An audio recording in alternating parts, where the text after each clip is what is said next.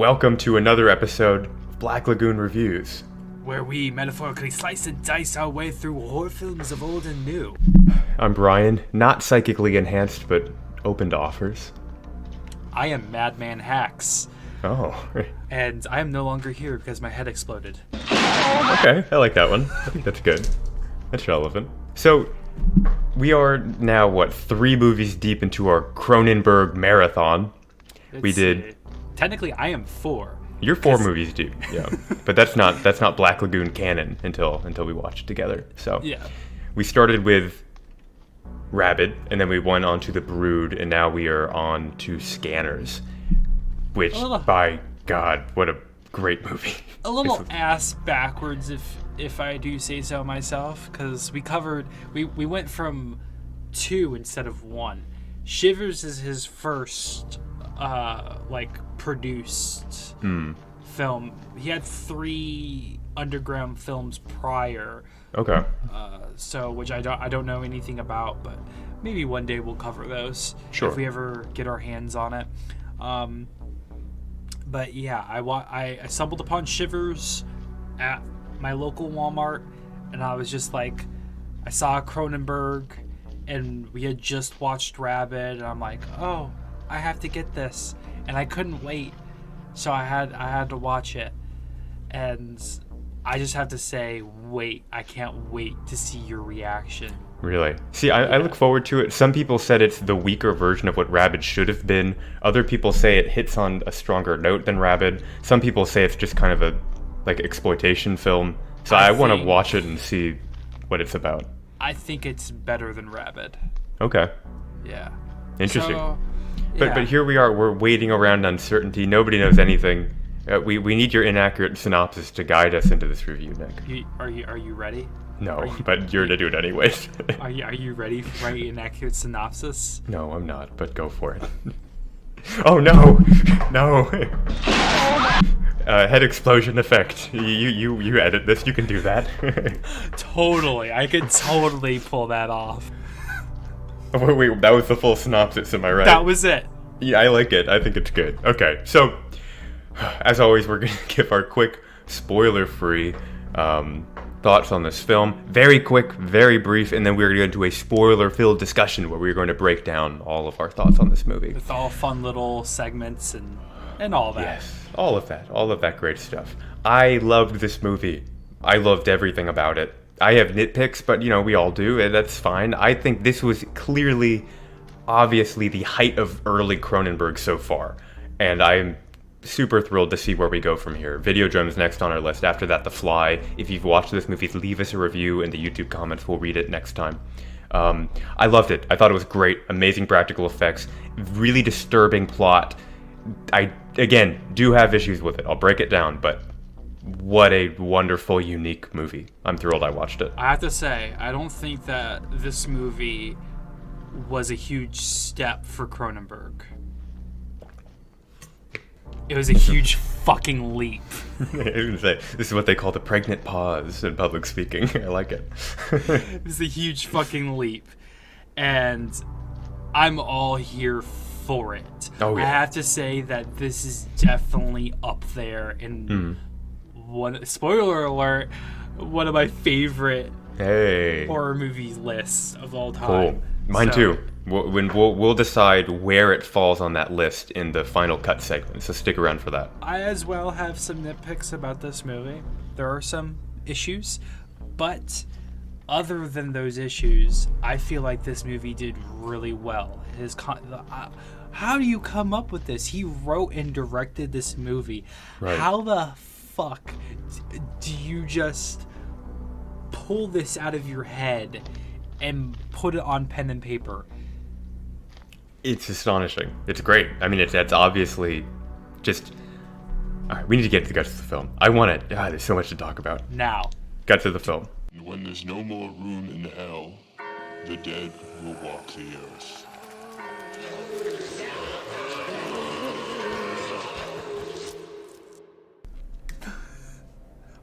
Fuck it, we'll do it live. Okay, yeah, so I completely agree with what you were saying. I thought Rabid, the plot for Rabid, and the plot for especially The Brood was overwhelmingly fascinating, but it wasn't executed in a way that was necessarily thrilling to watch or all that masterful or anything really. Yeah. But if somebody described to me what the movie was about, I would just be like, I have to see that now. That sounds like it is astonishing. This is the first film so far that really lives up to its cool plot.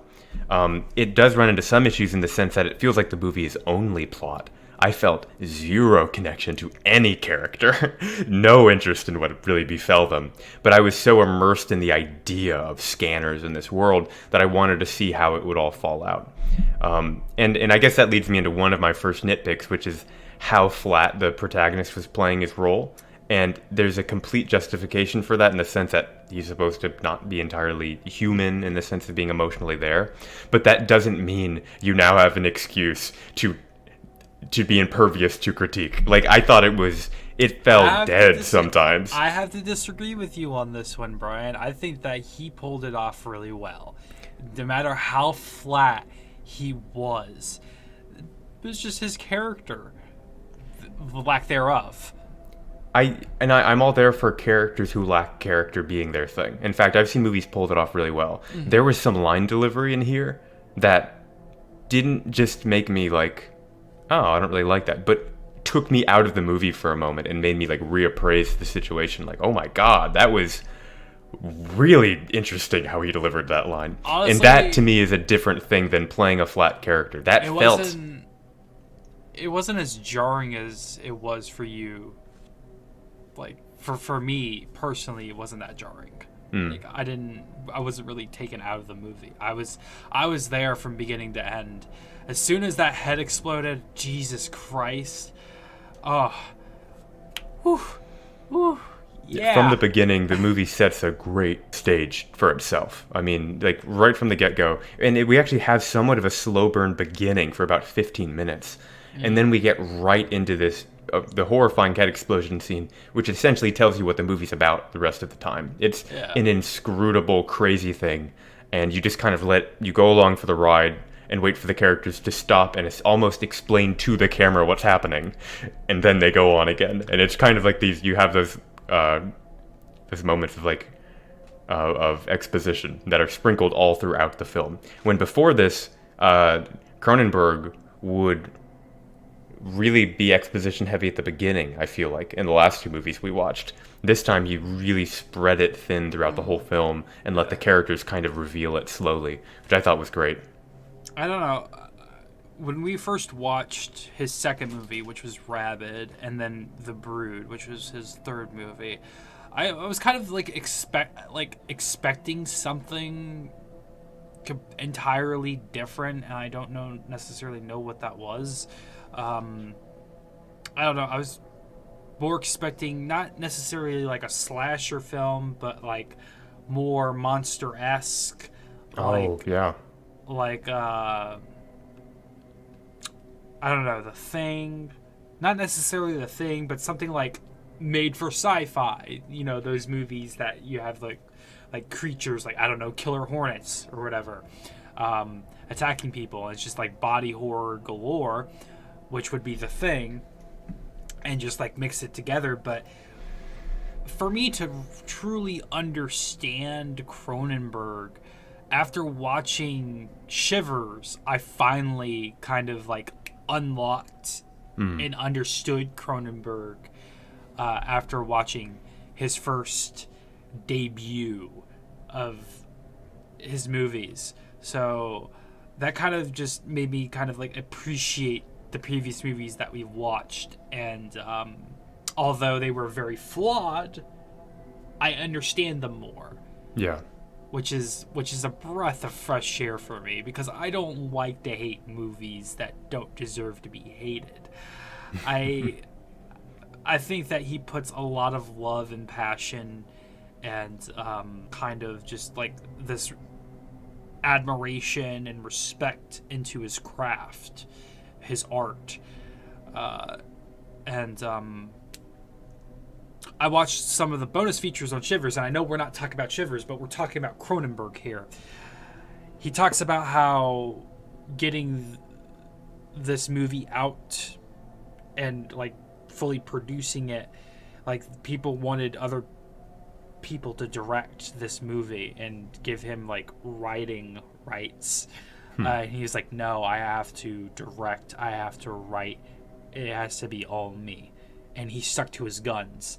And for him to say that in this like little bonus documentary thing, I gained a lot more respect for this man.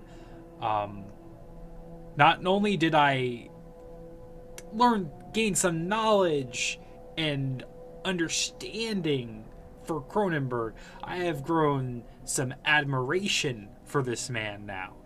I am fully invested now in seeing Wow. what he has. He won your heart. I really fucking enjoyed Scanners. I have Cool. to say, I can't wait to see what Videodrome has in store Oh, yeah. for us. And then The Fly. Yes. Which, Yeah. ooh, that's gonna be a good one. Gonna end it off in a bang. And then know. eventually we'll come back to Cronenberg at some point in time. Yeah. Not immediately after we finish this marathon, but at some point in time we'll go back. We'll watch Shivers. We'll probably cover his underground films if they're horror. If they're not, we'll throw them up on Patreon. Yeah. Because that's just what we're gonna do for this, for our reaction channels. So, like, if you want us to cover non-horror movies or horror adjacent type movies, then we'll throw it up on Patreon, and Yes. that'll be like our little like added bonus to our content. Yeah, absolutely. but- So early Cronenberg, when we were first watching those films, I remember you and me also were surprised at how the body horror wasn't front and center, because that's the thing everyone talks about when they talk about Cronenberg. And it is there, but it's there very subtly. And in The Brood, it was almost psychological body horror through and through, where it wasn't about the mutilation of the body. It was about the idea that these things can happen to human Because beings. we're so used to that, you know. We're so used to just having it full front and center. But with the way that he pulls it off, it's more, you know, it's teasing. He's teasing us. Yeah, He's not giving us this the viscous gore eye candy that we all crave. He's just like little sprinkle here and there, and then when it comes time for the full reveal, that's when it is most effective, because we are anticipating something. Right. We're waiting. Yeah, he's never gratuitous with it. It does seem pretty tasteful. It always has from the films we've seen so far. In this movie, again, I was surprised at how little there was. There was your basic people getting shot and all that, and you had the head explosion scene at the beginning. But after that, there wasn't that much going on until the very end. And the end is such a climactic experience. I thought it was so cool.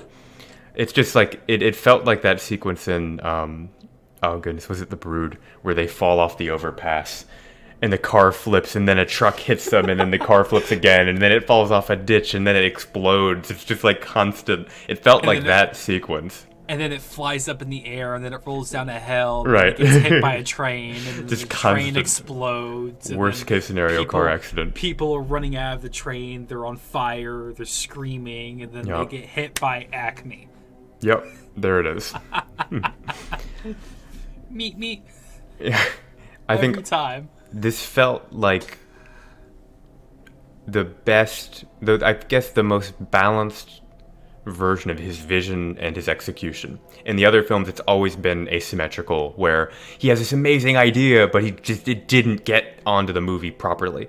The Brood, the great idea, it just didn't get all the way there. This one, to me, is the closest it feels like I'm seeing a coherent vision for this crazy idea on Yeah. screen. And there were so few moments where I was like, oh, that's kind of strange. Where in the other two films, I did have those moments regularly. So You know, I feel this is great. This movie was a great leap. I'll say it again, a great fucking leap for his career. The one thing that kind of bothers me the most is the ending. I was expecting both brothers to go out, just kill each other, and that was it. And I Yeah. would have loved it. Me too. I would have oh, like not to say that I didn't love it, because again, I'm putting this up on my list of favorite horror movies of all time because it just had this everlasting psychological effect on me. It made me feel something, and like I base these movies off of what they make me feel. Yeah. It could be the most critically panned in the populace. If it made me feel something, that's all that fucking matters. So, you know, anyways, way to make telepathy a creepy thing. I never really thought about, you know, telepathy being a horror adjacent type thing. I really like that. So I feel like my favorite like books and movies and stories in general, it's when someone says, hold on, that thing everyone treats like they want it, or it's like some superpower or some special thing, wouldn't it be horrible if it was real?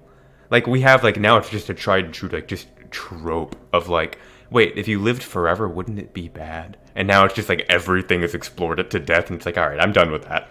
But it's like when you read Dune, it's like, hold on, a superhero would be horrible. He would want to kill himself. He would want to just die, and the universe he would want to die, and everything would be dark and miserable. And that's what Dune explores. This felt like, with like, hold on, telepathy, superhero, superpower, it wouldn't be people in capes. It would be this horrible, scary thing. There would be immediate applications for it in espionage and politics and government. People would be seeking them out. They would be banding together. It would be this ugly, brutish, violent, unorganized thing. And that's what I love that. That's way more interesting than an X-Men style. We have a college for people with telepathy, and we train them, and then this was way darker and more interesting. I loved it, and I really do wish it had the type of ending that, for instance, Rabin had, where they just drain life out of the rest of the movie by just showing the corpse of this person being loaded into a garbage truck and then driven off. That's the type of hit in the gut I expect from this guy now. This film came close to that, and it was a dark ending. If we take your interpretation of it, I think it's still exceedingly dark. The bad guy, if we were to put it in those simple terms, won. But it would have been better if these two people, kind of bound in blood in this weird power, just destroyed themselves because they were fighting for their principles. I would have loved that. Either if they destroyed themselves or the bad guy won. I would have fucking loved that. But instead, he takes a route where he takes the main character transfers his consciousness, and they swap their conscience. So the bad guy dies, but in the good guy's body. I don't know if I want that though. Yeah. Because why would you want a receding bad hairline? Okay, you with this, your own. You would never be trustworthy ever again. It's me. I'm alive. I don't trust you. I don't think we could be friends ever again. You know, there's a saying in the old psychotherapy, classic psychotherapy stuff, that if you keep circling something, it means it's important to you. You are terrified of losing your hair. You talk about this every episode. It isn't about them. It's your own existential fear of getting older. It's currently Cronenbergian. Yeah. To be fair, I feel like this era of filmmaking does also feature a lot of 40-year-old men too. So maybe we're getting exposed to it. I don't know what you're talking about, Brian. I'm not afraid of losing my hair. If I lost my hair, I'd go bald, and I'd commit. Good. So I'm glad this is such a completely easy transition that you have not dedicated brain power to, and that you have not discussed on multiple episodes. Did somebody say brain power? Okay. Oh, no! What else is there to talk about in this? Oh, the soundtrack was, amazing, right? it felt like old school ambience, like back in I like the couldn't. Biosphere. Like if you guys like this soundtrack, look up Biosphere Substrata. It's like an old school ambient album where they're using like 308 and like these crazy like synth machines to just make a should wonderful. we link Yeah. that in the description? Totally. Sure. Yeah. Yeah, I can't get over the soundtrack that this great. movie had. It's fucking awesome. And it It's riveting. seamlessly merged like there would be scenes where it'd be like, oh, what does the brain power thing sound like? And they'd do the sound, but that would become the soundtrack. Like it was just this perfect thing. It wasn't like they had a sound effects guy separate from the 'cause if you- music maker. If you think about it, the brain is an ongoing thing. It's always moving. There was like a continuity to the noises where you would get like the I'm going crazy sound effects like ramping up with the synth, and then you'd get this like brass instrumentation coming in, and then these long ambient soundscapes, and then this like synth style pulsing noise, and it's just like, oh, this is single-handedly improving the movie. Like that's great. Like it's good to have, we talk about this a lot, a soundtrack that's just barely there and it accentuates the best parts of the film. This was an instance where the soundtrack was disruptive in a good way because it just single-handedly improved it. Like it was just like, oh my god, that's an amazing way to do that transition. Like that was great. I think this is like a high point of like horror soundtracks that I can think of. I think it's wonderful. I think one of my favorite things about this movie is what would it sound like for a dying person's I loved that. consciousness. Yeah. It's fucking awesome. Hearing the voice in their head while they're dying, and someone created the sound for what that must be like. And it's like when people found out there are gravitational waves, so we can decode what black holes sound like. You can look that up online, like what the gravitational sound wave would be. It's like that type of thing. It's like, how do you try to capture this insane idea? I think that's so cool. A sound effects guy sat down and said, this is what a dying dude's telepathy mind talk sounds like. Just crazy, gurgly, scientific thing. Very cool. Very great effect. But yeah, that was great. What is it with old horror films and just crazy gas station And sequences? Coke. Night of the Living Dead especially, and probably Coke too. Yeah. Twister. Twister wasn't 80s though, it was 90s. Twister. I never watched Twister. Patreon. Twister's a horror movie. Yeah. Not Patreon. Okay. It's fair. Fucking, I was making a reference to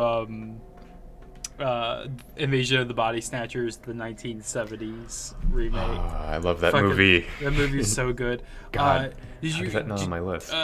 do you realize the did you catch the reference in the IT crowd? To what? The Invasion of the Body Snatchers? Oh, I did. They had a few references in that show that were really on point. It's such a great show. I Yeah. had have you watched Psych? No, I haven't.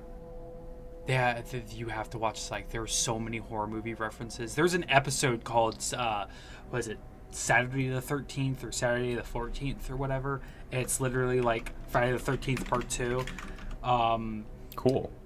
Then there's To someone in the writer's room, they like their horror, I guess. then there's a reference to The Strangers, where one of the killers is like, is Tamara home? I'm like, I Okay. caught that out of nowhere. I was like, how? How did I like catch that? It's because you're a horror. By the way, horror freak. excuse That's our why. digression. Dom and I watched Strangers Pray at Night. Horrible movie. Not good. Horrible. Not good, but the reason I bring it up is because there was one sequence that gave me hope that there could be an interesting, intense, modern slasher movie. Like old school slasher film.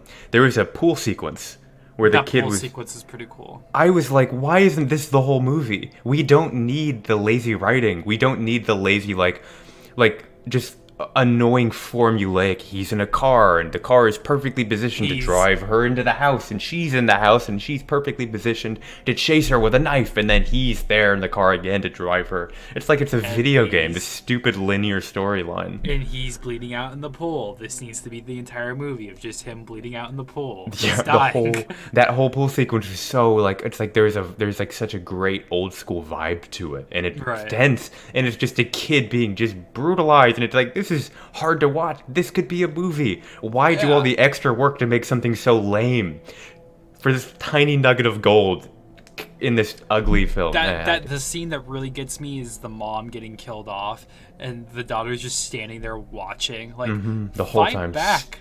Staring. That is Fight yeah. back. What It's are you tough. doing? Here's our little mini review of Strangers Prey at Yeah, Night. we're not gonna watch it. This is it. This is all. I'll put it in the timestamps. This counts. Okay, I'm down for it. Yeah.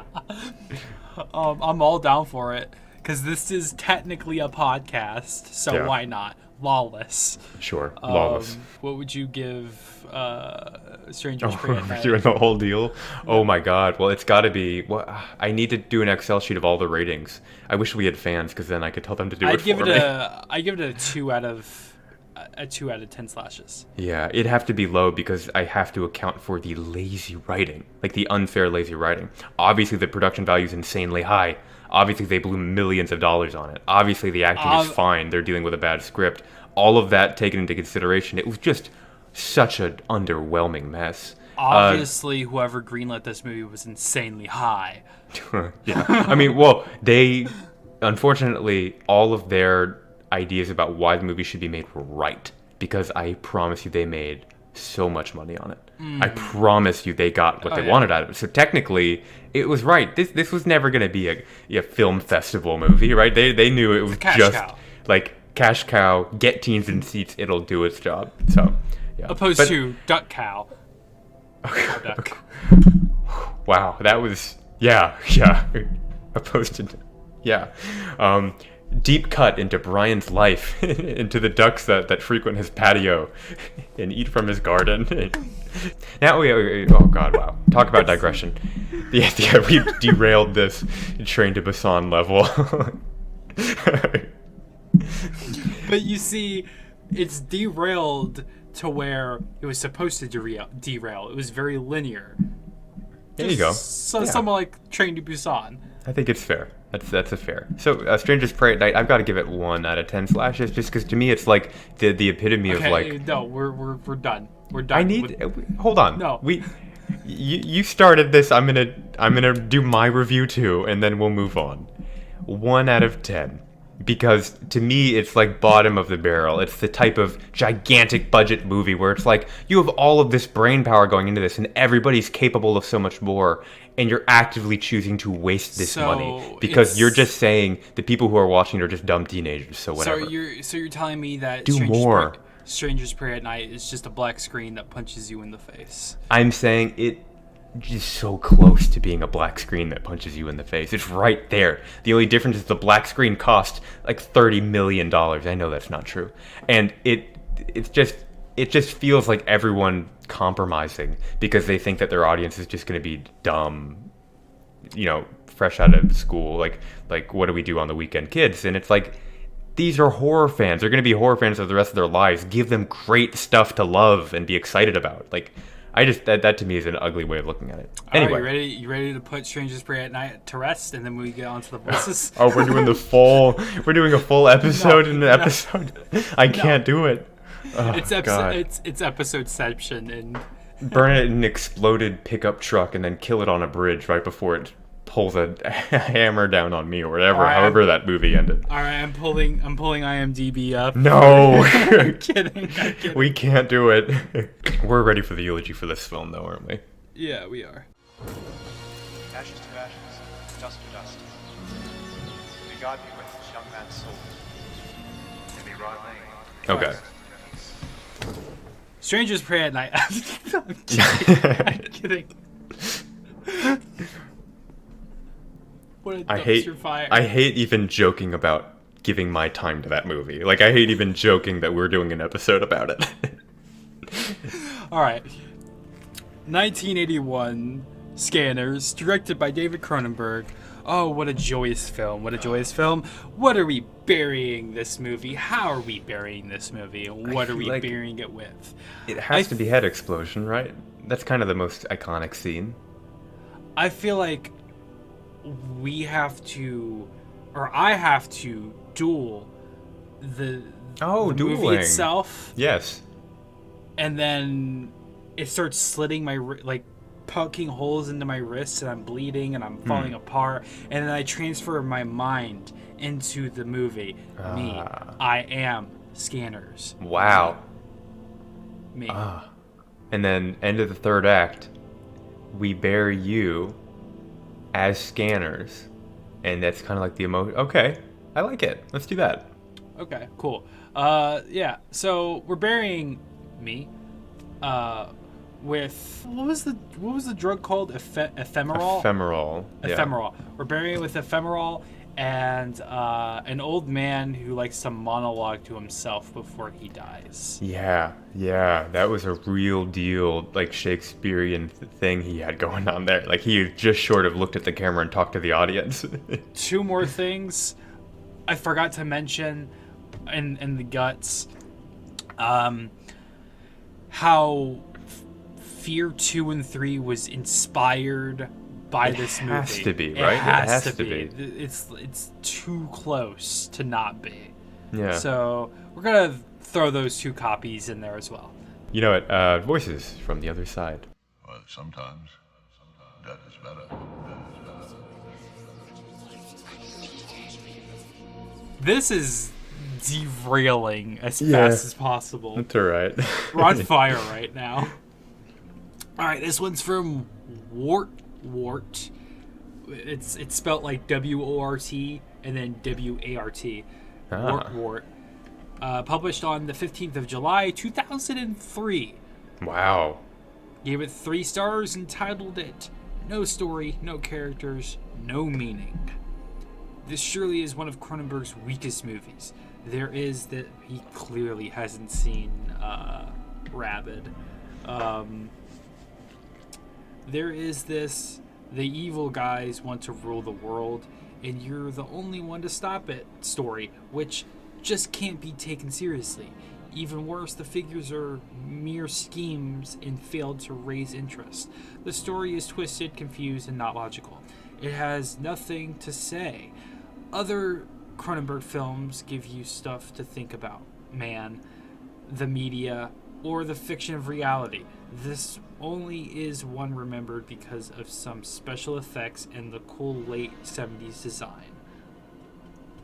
There's a lot of hyperbolic speech in there. There's some sensationalism, but I agree with some of the points he's making. I think there is truth in the fact that Cronenberg struggles with characters like no other director I've seen. I haven't seen a director get this much acclaim and be this bad at characters. And that's okay because the plots are so strong and so much of the movie doesn't seem like... It feels like all the characters are pawns to make this plot happen. But, like, I can't say this... this is clearly not American Werewolf. Like, you're not leaving like, oh, God, the dialogue was so great. The characters, the chemistry. I've never felt that way. So I think there's something there. I loved the Revit character a lot. He was good. He was good. Fucking creepy. Their dad, I think, did a great job. Where his character was supposed to play it flat too, but he did it in a really stylistic. Oh, sorry. I mean, hopefully by now, I think it's okay. But you're right. He did a great job because his character also played it like a flat academic, but he did it with a lot of flair. And he did a great job with that. But yeah, ultimately, they do their job. And all the acting is great, but the script kind of limits their capabilities, I think. And I don't know. I'm interested in seeing how that develops. In The Fly, that completely changes from my memory. But I don't know. I want to see. Videodrome. Yeah, I haven't seen that one, so I'm excited to see how that'll work. So, and then the other thing that he brought up, I'm kind of forgetting some of his points already. But I do feel like this didn't have as much of a bigger, loftier theme to it that the other 2 films had. The other 2 films were a lot of talk and they didn't really walk that great. But this one didn't have the big lofty themes about motherhood and nature and the mind and people, and it was more of a wouldn't this be an amazing plot? And I can't, like, it's kind of like no one would ever say like Romero's subtle, like in like Dawn of the Dead and capitalism, and that's kind of like the most on the nose way to talk about zombies, but it's cool. This felt more Romero style.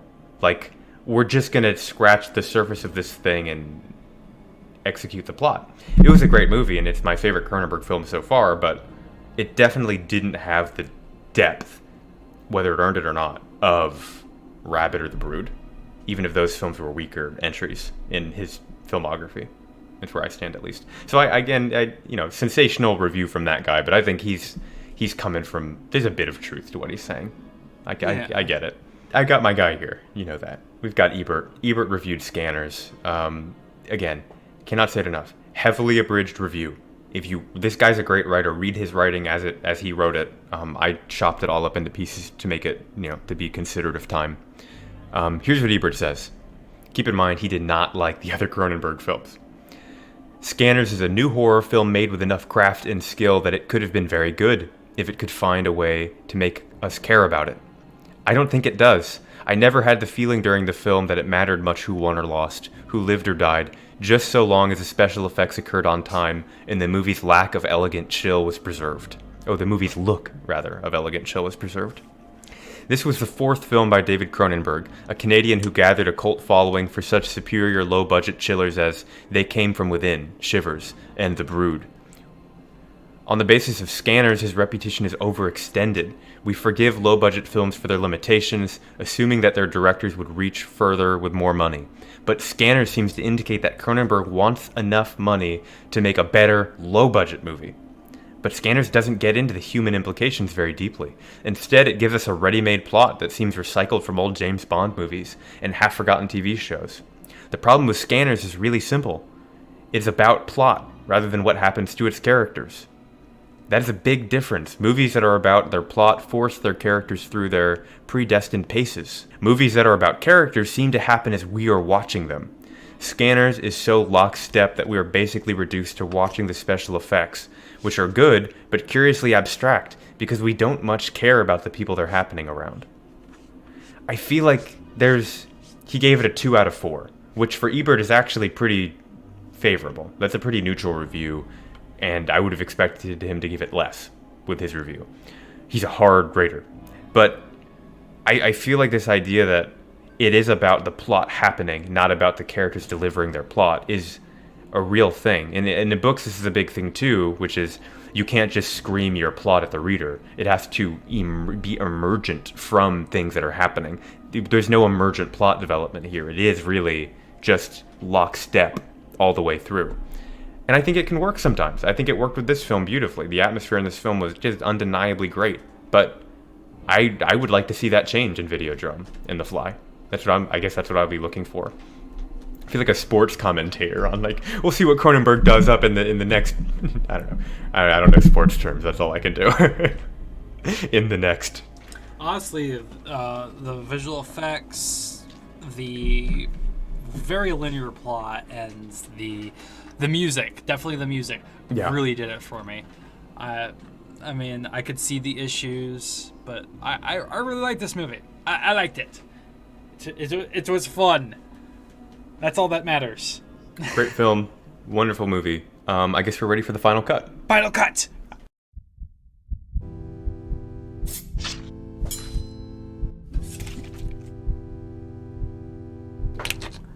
Alrighty.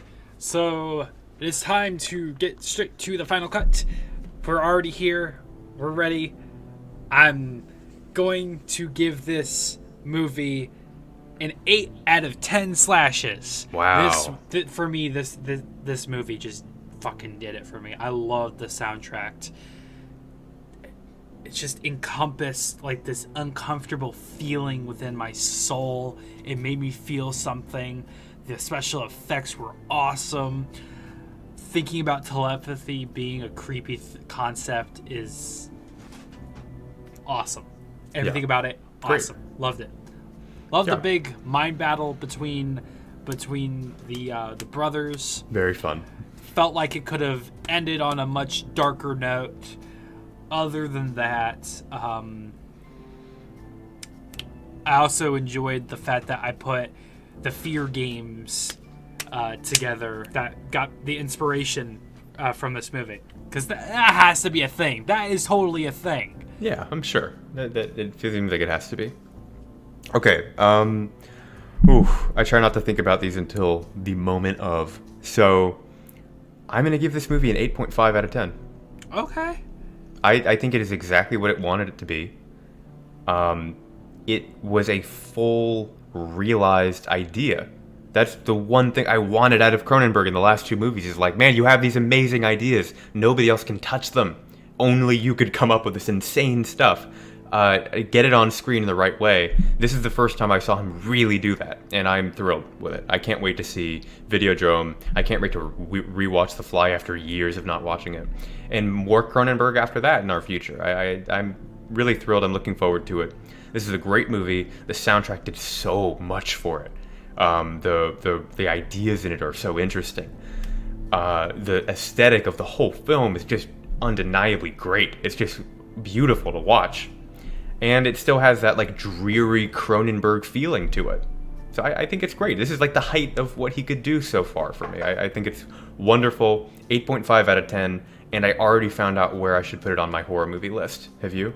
I have no idea where I'm going to put this because it is a struggle. Okay, it is real hard, and I will change my opinion tomorrow. But for right now, my updated top horror films of all time list, which you can have access to this list if you go onto Patreon and subscribe and join our Discord. It's all there. You can even submit your own list, regularly update it. We'll all talk. It's great fun.